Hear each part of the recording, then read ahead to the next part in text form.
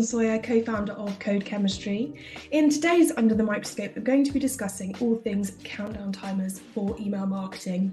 So I'm going to talk through some popular use cases and highlight some new features and functionality that will aid efficiency and make your life just that little bit easier.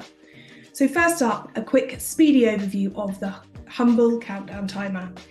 So timers have been popular in the inbox for a few years now to create urgency and speed up that decision making, encouraging openers to stop dwelling and to make that click through to your website.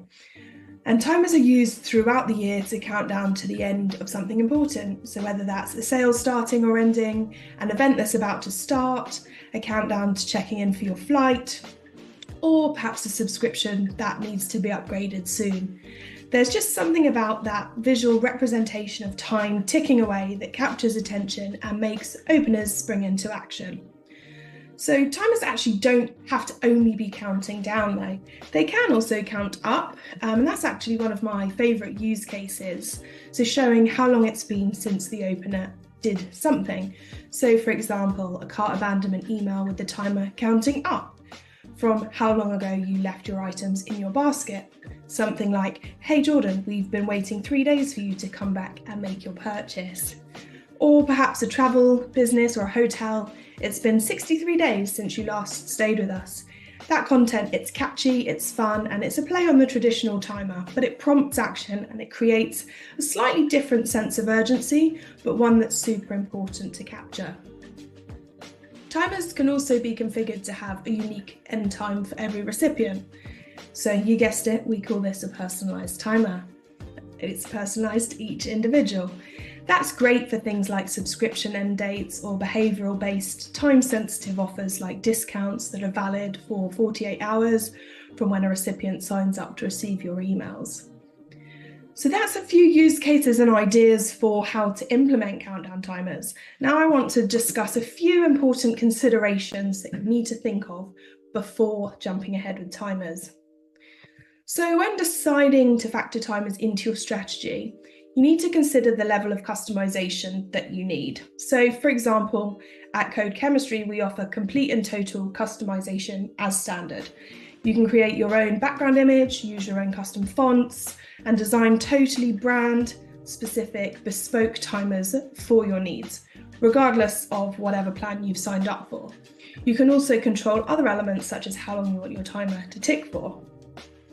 Another important consideration with timers and your strategy is mail privacy protection. So yes, Apple did cause a bit of trouble for countdown timers when it first announced mail privacy protection a few years ago, but it's all figured out now. So the live image serving is affected by MPP as Apple does prefetch content, but in a lot of instances it's near-time content as opposed to that real-time element. But with a timer, accuracy is key. So we do recommend using mail privacy options when setting up the timer. So that will enable you to show different content to those opening when mail privacy protection is enabled. So everyone else will see the timer, but anyone opening in that environment with that mail privacy enabled will see alternative content. So you could show an alternative image with a similar sense of urgency, for example, showing the date or time that the actual timer or offer ends with some urgency messaging around it. So hurry, the sale ends on the 12th of September at 23:59 p.m. Don't miss out.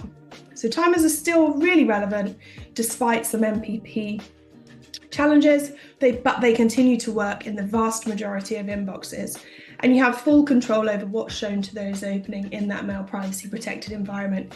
You simply need to upload the image that you want to display. The same goes for what you want to show when the timer reaches 0.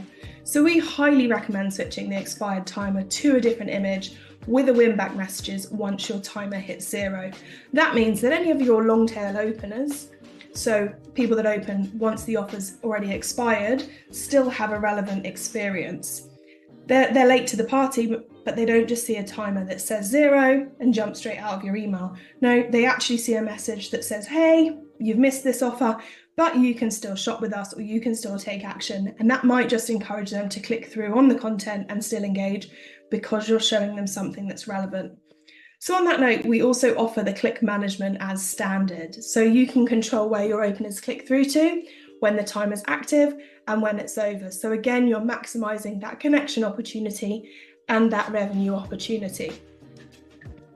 We've also added features to our timer elements to help you be as efficient as possible. So we know that a lot of businesses market in multiple languages, so we've baked in auto-translate options to our timers. So when creating the timer, you can select the multi-language option and the timer will automatically update to show the correct language to the opener based on any CRM data that you merge in.